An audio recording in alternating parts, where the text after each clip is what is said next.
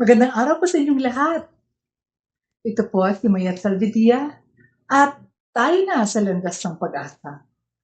Napakaganda po ng ating pagbasa ngayon at napakabait din ng Diyos na binigyan tayo ng isang halimbawang santo na ating pag-uusapan din. Ang ating mabuting balita po ay hango sa libro ni Juan, 12 kabanata at talata 44 hanggang 50. Ito pong salita ng Diyos ngayon ay patungkol sa Diyos Ama at sa Diyos Anak at kung paano natin sila paniniwalaan at kung paano rin natin isasabuhay ang ating paniniwala.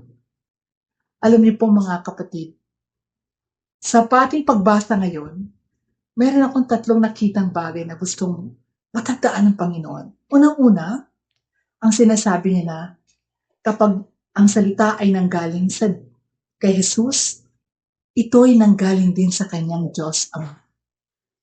Ang pangalawa naman po ay siya'y naparito upang bigyan tayo ng liwanag.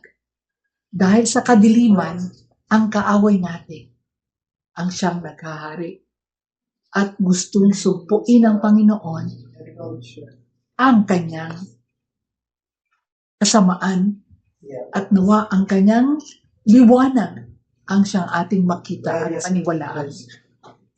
At ang pangatlo po ay sana po ang maghari sa atin ay ang kanyang salita, na ang kanyang salita mismo ang magbibigay sa atin ng kapayapaan at kaligtasan.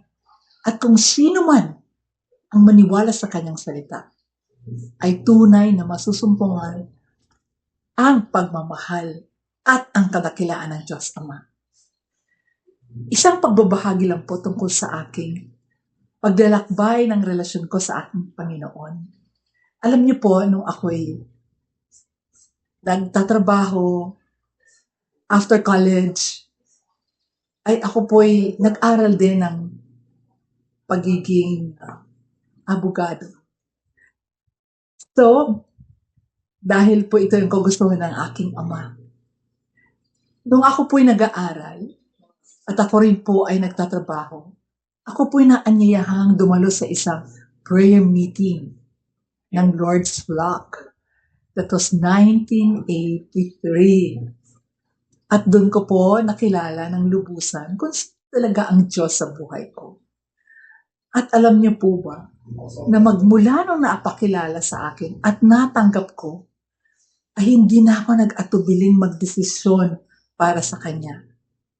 Una, ako po'y nagkaroon ng inspirasyon na mahalin siya at pagsilbihan siya, kung kaya nag-resign po ako sa aking trabaho. Pangalawa, ako po ay hindi na rin nagtuloy sa akin pag-aaral ng abogasya. At pangatlo naman po, ay ako'y nagsilbi sa aming komunidad as full-time worker. At ang pang-apat po, ay ako po'y umalis sa aking tahanan, nagpaalam sa aking mga magulang, at nagsilbi sa Diyos kasama ang aking mga kapatid na nagmamahalin sa Diyos. Hindi naman mahirap yon, di ba? Sa taong gustong sumunod at magsilbi at ipakita ang pagmahal sa Panginoon. Alam niyo po, ganyan din ang kapistahan na ating pinagdiriwang ngayon, si Saint Catherine of Siena. Ako po'y hangang-hanga sa kanya dahil siya po ay nung bata pa ay ipinagkaloob niya na ang buhay niya sa Panginoon. Ang tawag nga po ay nagkaroon siya ng mystic marriage with the Lord at age 13. At nagpakita ang Panginoon na binigyan siya ng singsing na siya lamang ang nakakakita. At magmula noon ay naging tagapagsilbi siya ng Panginoon at lalo niyang minahal ang Panginoon sa pamamagitan ng pag-aalaga sa mga may sakit at lahat ng mga naaapi. At hindi lang po yun. Ang ginawa pa niya ay nakipaglaban siya, nagsulat siya, hindi sa pamamagitan ng lakas kundi kanyang pag-iisip na inspirasyon ng Panginoon. Sinulatan niya ang mga governors, popes, kung ano man, sino man ang nangangailangan ng kaliwanagan ng isip at tamang pagdedesisyon. At ang huling-huli naman po ay meron siya'y tinatawag na a woman of fire.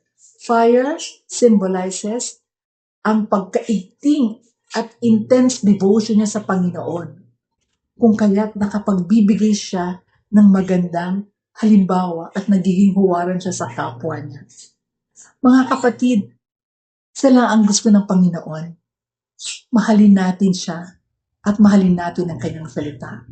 At doon, mararamdaman natin na tunay na Diyos ay buhay at tunay na ito ang kagustuhan niya.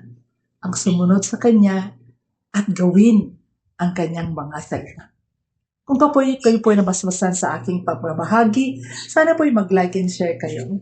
God bless us all at happy feast of Saint Catherine of Siena of Italy.